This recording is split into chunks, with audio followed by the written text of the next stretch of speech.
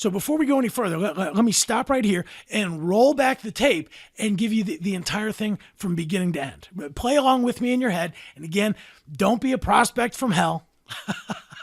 But I just want you to hear how it sounds, okay? So, hey, it's Bob Marks over at XYZ. Sounds like I might be catching you at a bad time. You sound busy.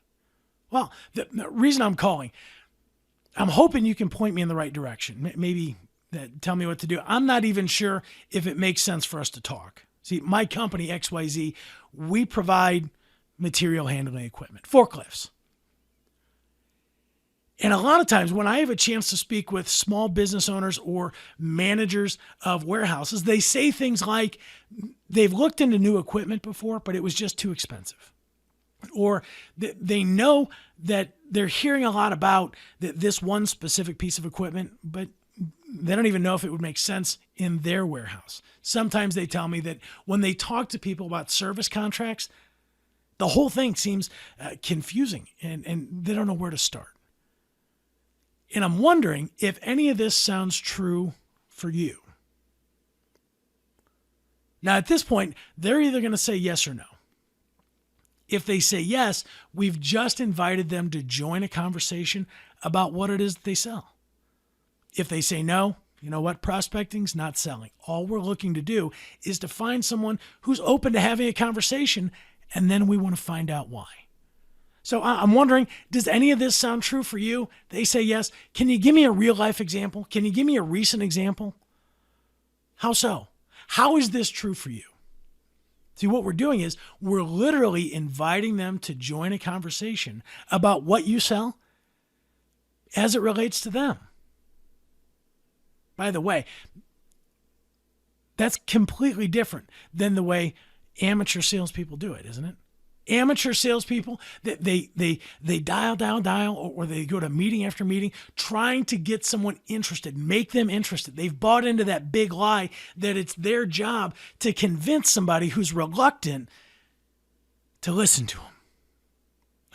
And then they spend all their efforts, all their time, all their energy trying to convince people to take that next step, when instead you and I, let's put the whole thing together. Jim, it's Bob Marks. I work for a company called XYZ. It sounds like I might be catching you at a bad time.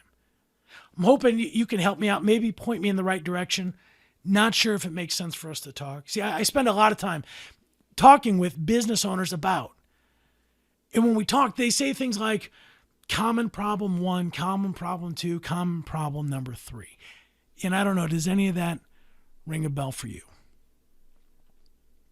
How so? Can you give me a real life recent example? And when we have a chance to go through those things, when we can tell them about some of the reasons that other people talk to us and we let them relate to those reasons, and then we invite them to join a conversation, can you give me an example of what that would look like? We're letting them tell us all the reasons why they'd even want to buy. See, the no pressure call, it's about taking all the pressure off of you, the salesperson. Prospecting's not selling. You can't lose what you never had. Let's let go of the outcome and control the process. See, let the competition, let amateur salespeople worry about that last step. Let's concentrate on the next step. And in the beginning, it sounds as simple as, are you open to having a conversation? Here's problems other people have that I talk to. Any of those true for you?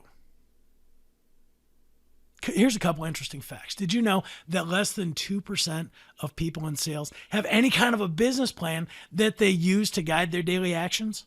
It gets worse. Fewer than 10% of salespeople have a system that they use to sell by.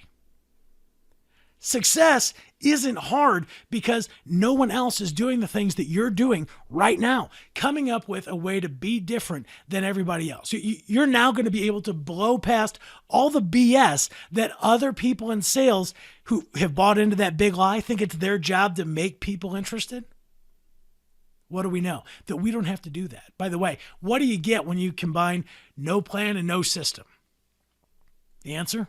Not much. They're showing up every day, working really, really hard, hoping for good results. You've probably read just as many sales books as I have. Got the CDs or the tapes, depending on how old you are. I can remember stacks of tapes in those cases on my front seat. And one thing that always got to me was they all had the same message. You have to get them emotionally invested in the conversation, right? People buy emotionally, they make decisions intellectually. And for the longest time, I thought it was just me because I heard that first part, got to get them emotionally involved. Okay. But I never heard the second part, right? I never heard how they said how to do that. Well, here it is. Let's make it easy for them to join in on a conversation. Let's talk about reasons why people talk to us. Ask them if they can relate to any of those reasons. Ask if any of those, does that ring a bell? And then say, can you give me an example? Can you give me a real life recent example of what you're talking about? I don't want to assume I know.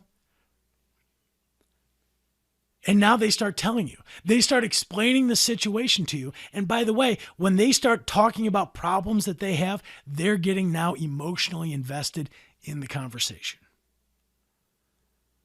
I hope you took as much out of this session as I put into it. I would encourage you to do the lonely work, that take some time, come up with some reasons. Why do people talk to you? Start your calls off in a different way than everybody else. And by the way, if you can relate to those 4 words, how are you today? You're not alone. If you took nothing else out of this, drop those 4 words from your next prospecting call and just see what happens. I can't wait to see you on the next session.